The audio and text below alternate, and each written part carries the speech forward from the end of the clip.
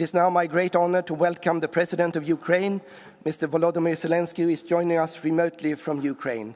Mr. President, the floor is yours. Thanks so much, dear ladies and gentlemen, dear Sweden, honorable Mr. Speaker, and all the friends, dear Ruslan. I'm glad that the Ukrainian Crimean platform and its parliamentary track continues to work and keeps attention on a simple truth.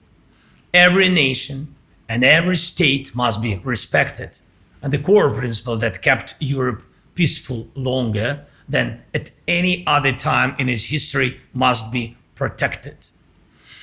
These principles are clear: respect for human life, no changing borders by force, and no spheres of influence, a polite term used to cover the desire to dominate other nations and wage wars of aggression.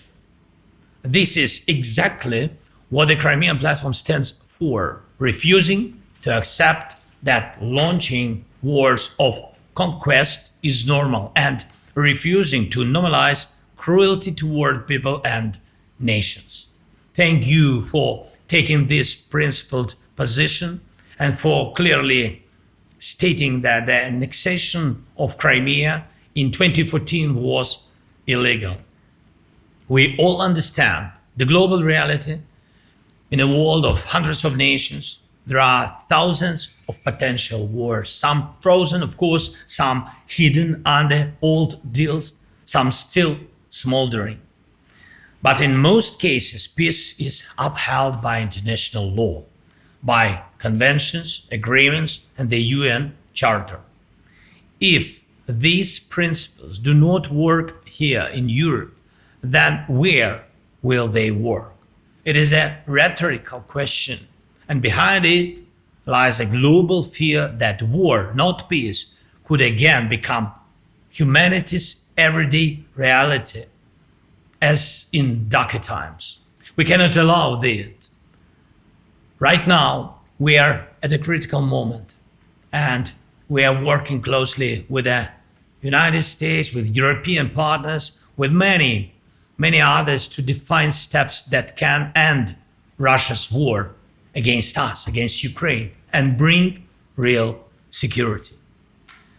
And there is a lot of noise in the media, a lot of political pressure, and even greater responsibility for the decisions ahead.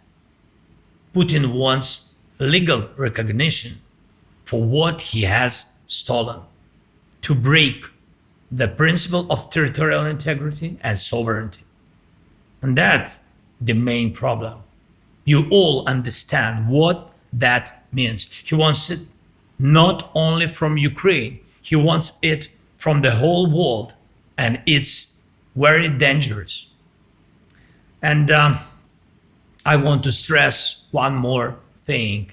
In the steps we've coordinated with the side of the US, we managed to keep extremely sensitive points on the table, including the full release of all Ukrainian prisoners of war under the all for all formula, and civilians, and the complete return of Ukrainian children abducted by Russia.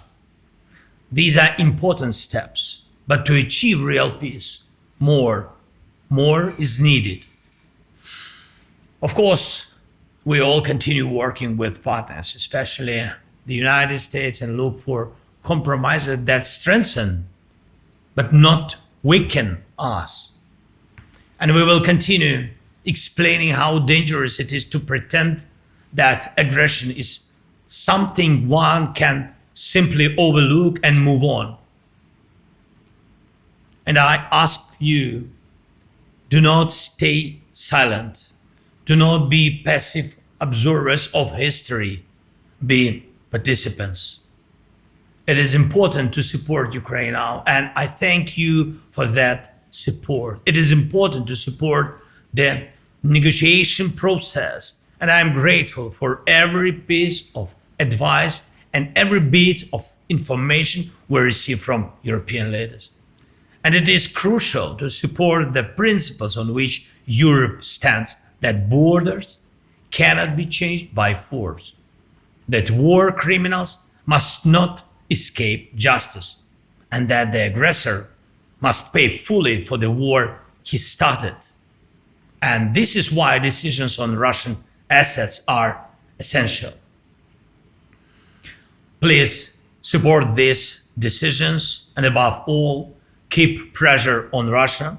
Russia is still killing people every day. Occupied territories remain occupied. And that means Russia remains a criminal state. Today, almost 70 parliamentary delegations are present, and if parliaments in Europe, in the world, do not close their eyes to this, then no one will. Thank you for your support. Slava Ukraini!